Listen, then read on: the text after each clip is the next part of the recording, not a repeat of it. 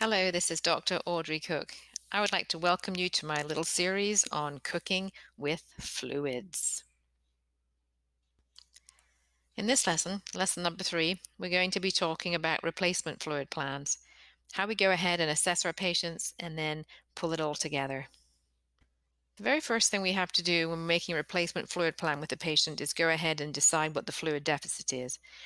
And this can be difficult. It's going to be an educated guesstimate. And that is why we always reassess and reassess and reassess.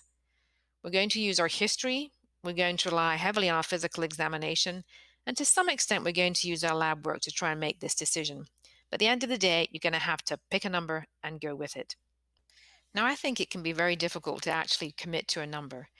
And so what I usually do is simply put patients into basically one of 3 categories. I'll say a patient is 5% dehydrated if it's barely detectable in physical examination, or if the history suggests a 5% volume loss.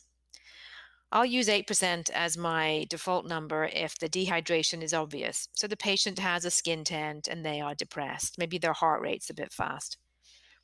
I'll say they're 10% dehydrated if they're obviously dehydrated on physical exam and their blood work shows they have an azotemia, and I know that they've got normal renal function, which is sometimes a little bit difficult to establish. By the time you're about 12% dehydrated, you're practically dead. Once we've established our percentage dehydration, we have to convert this into a volume in mLs. There's a couple of different ways of doing that, and they're both fairly simple. What I do is simply multiply that number for percentage dehydration by kilos and then multiply that by 10. The other option is to convert that percentage into a decimal, again multiply by weight in kilos, and then times that number by 1,000. As you can see in the example here, on a 14-kilo dog who's about 8% dehydrated, we're going to get the exact same number of 1,120 mLs, either way that we choose to do it. Now, it's really easy to have a medical math error at this point, so always go ahead and double check your math. One thing I learned to do when I was an intern was hold in my mind an image of a patient of a certain size holding a bag of fluids in its mouth. Let's think then about a 10-kilogram patient who is 10% dehydrated. So in my mind, I've got a Cocker Spaniel. That Cocker Spaniel is holding a 1-liter bag of fluids. And I can use that image to make sure I haven't had some bad math and got some number that makes absolutely no sense. If, for example, I've got a Great Dane who's 10% dry, that dog would be holding a 5-liter bag in his mouth. And a very small cat would be holding a little bag, say a quarter liter.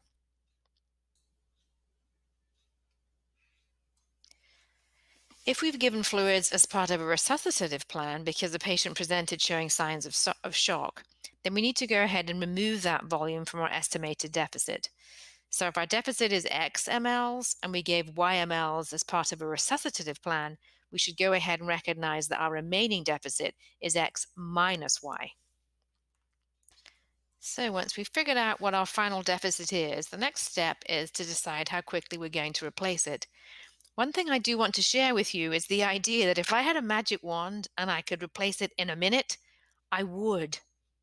Unfortunately, we can't.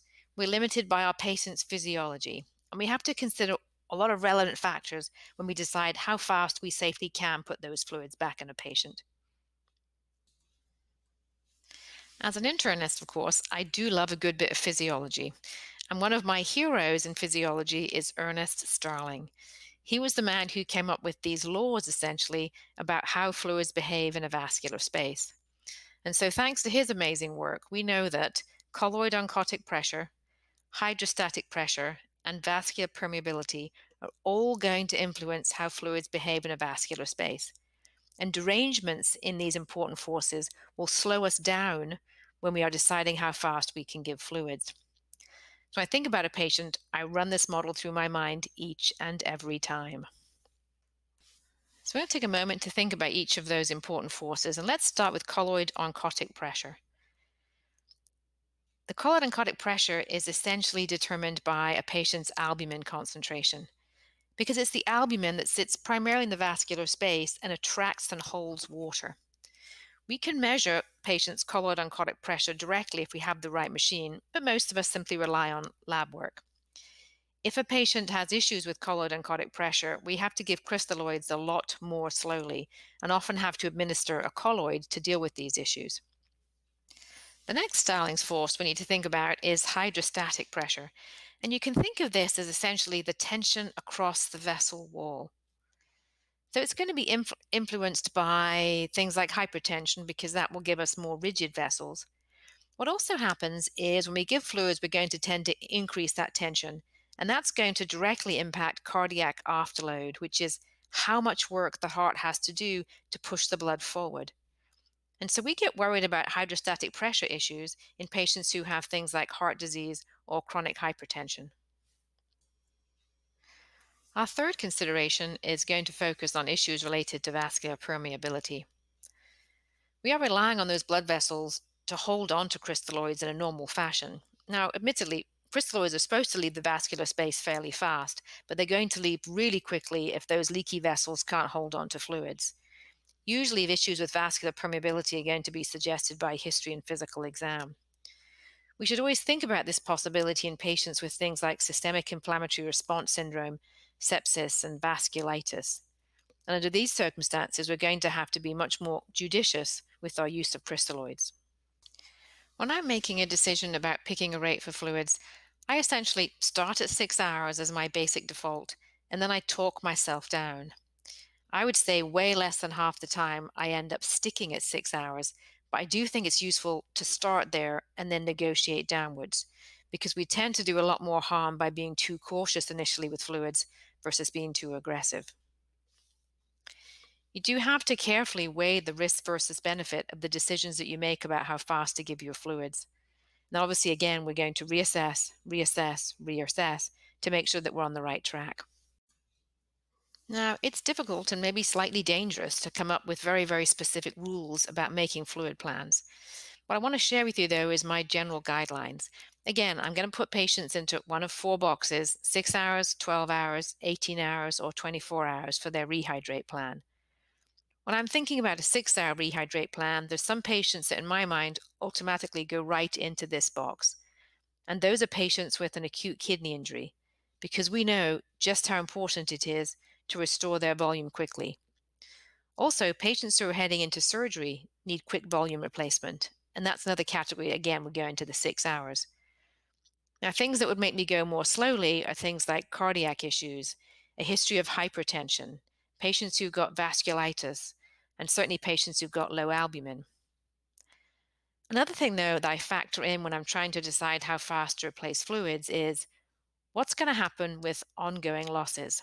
You have to think about these, and I can't predict them, but I think about them and I use them to guide my decisions on how fast to replace the deficit I've currently got. So when I'm thinking about ongoing losses, this is the image that I have in my mind. We are giving fluids because our patients are no longer able to maintain homeostasis. And so I think of it in terms of my patient has left the house of homeostasis and is moving at variable speeds towards a very bad place that we can go ahead, I think, and call the cliff of death. Once my patient gets to the cliff of death, I'm not going to be able to save him. So I need to think about how quickly my patient is maybe moving in this direction. How fast is he headed to the cliff of death? If my patient is moving quickly, if he's essentially bolting for the cliff of death with lots of vomiting and diarrhea and massive ongoing losses, I better run after him really quickly and catch him before he gets there. So let's use a couple of different patients to try and emphasize this idea. So let's think first about patient number one. And let's imagine this is a basically healthy patient who then developed a severe case of necrotizing pancreatitis. And I've assessed this patient to be about 8% dehydrated. Now, in my mind, he's potentially moving really fast towards the cliff of death. He potentially could be vomiting and vomiting and vomiting. So, this is a patient I'm going to go ahead and replace that deficit very quickly in 6 hours. I'm basically going to run after this patient. Let's contrast with patient number two. Now, patient number two happens to have chronic valve disease, is a stage B2, and now has aspiration pneumonia. This patient isn't expected to have significant ongoing losses, but is also 8% dehydrated. But in my mind, this dog is heading much more slowly for the cliff of death. And so I'm allowed to replace this deficit much more cautiously, and that probably take about 18 hours to do so. I haven't got to run after this patient because he's moseying along. I can mosey along after him. Step three is to go ahead and pick your fluid. Now, again, we're going to use a replacement fluid when we are replacing or restoring. So we're going to pick a fluid that's got a sodium concentration that about matches the patient. And a balanced buffered solution like LRS or Norm R is ideal. Step four is to make a plan for potassium, and you should always default to presume you're going to add some potassium, unless obviously it's high. If you're giving fluids very fast, do take a minute to go ahead and calculate Kmax and just make sure that potassium is going to be a safe plan. So, take home messages from replacement fluids. Really important every time that we go ahead and convert our clinical assessment into a percentage dehydration so we can actually put the deficit into a very specific volume. Step two is always think carefully about how fast to give those fluids. So, sit down and make a concerted plan about the appropriate rate at which to give them. We're going to talk about maintenance fluid planning in the next section.